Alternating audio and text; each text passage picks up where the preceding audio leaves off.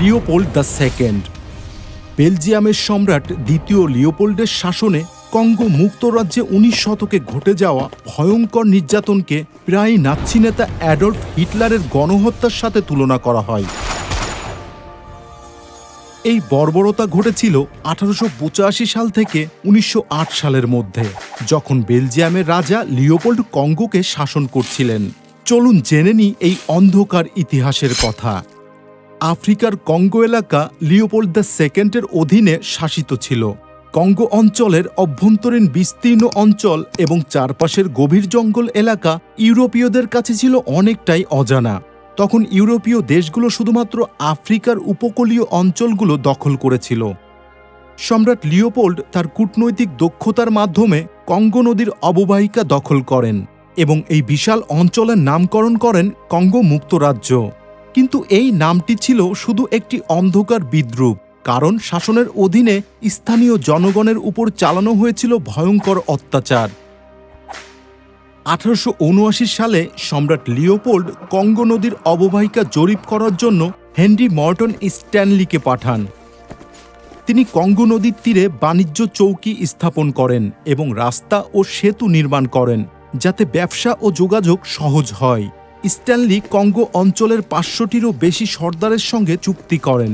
এই চুক্তির বিনিময়ে কঙ্গোলিজরা কাগজের টুকরোতে সই করতেন, যা তাদের অনুমোদন হিসেবে গণ্য হতো। এই কঙ্গো অঞ্চলের বিভিন্ন সর্দার বা নেতা অনিচ্ছাকৃতভাবে কঙ্গো অ্যাসোসিয়েশনের পতাকা গ্রহণ করেন এবং তাদের উপহার হিসেবে কিছু সস্তা জিনিস দেওয়া হতো। 1884 সালের বার্লিন সম্মেলনে সম্রাট লিওপোল্ড কঙ্গো দখলের জন্য একটি ভালো সুযোগ পান। সেই সময় ইউরোপীয় দেশগুলো আফ্রিকার বিভিন্ন অংশ দখল করতে একে অপরের সঙ্গে প্রতিযোগিতা করছিল। আফ্রিকা ভাগ করার এই প্রতিযোগিতার কারণে অনেক ইউরোপীয় দেশ আফ্রিকার বিশাল এলাকা দ্রুত দখল করার চেষ্টা করছিল। সম্রাট লিওপোল্ড তার দক্ষ কূটনীতি ব্যবহার করে কঙ্গো নদীকে নিরাপদ করেন এবং কঙ্গো অঞ্চলের একটি বড় অংশ দখল করেন। তখন তিনি এই অঞ্চলের নাম পরিবর্তন করে কঙ্গো মুক্ত রাজ্য রাখেন। তিনি কঙ্গো দখল করেছিলেন এমন সময়ে যখন আধুনিক অস্ত্র এবং প্রযুক্তি অত্যন্ত গুরুত্বপূর্ণ ছিল। এই সরঞ্জামগুলো, যেমন উন্নত রাইফেল, নৌযান এবং কৌশলগত পরিকল্পনা, তখনকার পুরনো সাম্রাজ্যবাদীদের কাছে ছিল না। তবে কঙ্গো দখলের জন্য সঠিক সময়ে এই অস্ত্র এবং কৌশলগুলোর প্রয়োজনীয়তা বেড়ে গিয়েছিল। সম্রাট লিওপোল্ড উন্নত রাইফেল, নৌযান এবং কৌশলগত পরিকল্পনা ব্যবহার করে কয়েক হাজার ইউরোপীয় লোককে 20 মিলিয়ন আফ্রিকানের বিশাল এলাকায় আধিপত্য বিস্তার করতে সাহায্য করেছিলেন। এর ফলে তারা কঙ্গো অঞ্চলে তাদের শক্তি প্রতিষ্ঠা করতে সক্ষম হয়। এই আধুনিক সরঞ্জামগুলির মধ্যে প্রথমত উন্নত অস্ত্রশস্ত্র ছিল। কঙ্গোলিরা যখন প্রতিরোধ করেছিল তখন তাদের হাতে ছিল পুরনো ধনুক, তীর এবং বর্শা, যা আধুনিক ব্রিজ লোডিং রাইফেলের তুলনায় অনেক পিছিয়ে ছিল। ইউরোপীয়রা গ্রীষ্মমণ্ডলীয় অঞ্চলে নতুন ছিল এবং তাদের শারীরিক পরিস্থিতি এসব অঞ্চলের রোগের বিরুদ্ধে প্রস্তুত ছিল না। প্যাডেল স্টিমার কঙ্গোতে খুবই গুরুত্বপূর্ণ ছিল। কঙ্গোর কঠিন নদীপথ পাড়ি দিতে এই নৌকাগুলি বিশেষভাবে কাজে আসত। এগুলি সময়মতো চলাচল করতে সাহায্য করত এবং লিওপোল্ডের এজেন্টরা সহজেই কঙ্গোর বিভিন্ন জায়গায় যেতে পারত।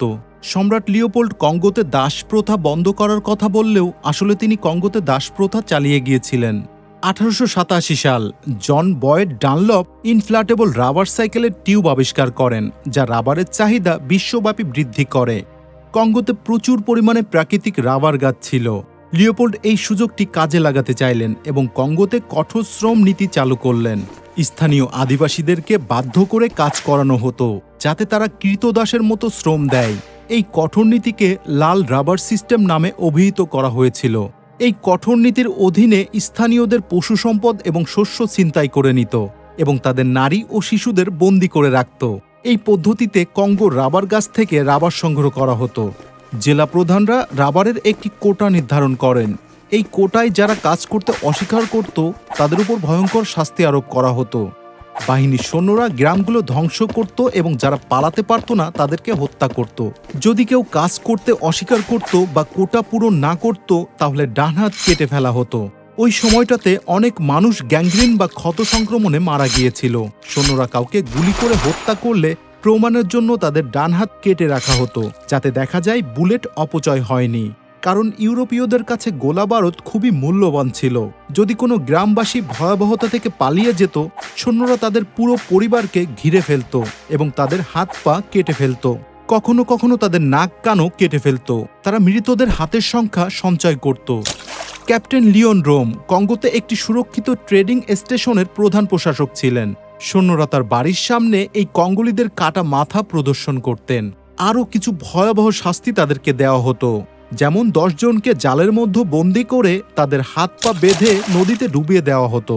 কঙ্গোতে মৃত্যুর সংখ্যা সঠিকভাবে জানা যায়নি, কিন্তু গণহত্যা, অনাহার, ক্লান্তি, রোগ এবং বিভিন্ন স্বাস্থ্য সমস্যার কারণে বিশাল পরিমাণে মৃত্যু ঘটেছে।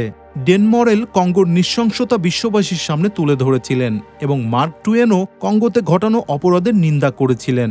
কঙ্গোতে লিওপোল্ডের শাসনের ফলে জনসংখ্যার অর্ধেকের বেশি নিশ্চিহ্ন হয়ে গিয়েছিল। ভিডিওটি যদি আপনাদের ভালো লেগে থাকে তাহলে অবশ্যই লাইক, সাবস্ক্রাইব করতে ভুলবেন না। ধন্যবাদ। দেখা হচ্ছে অন্য কোনো ভিডিওতে। সেই পর্যন্ত ভালো থাকুন, সুস্থ থাকুন। আল্লাহ হাফেজ।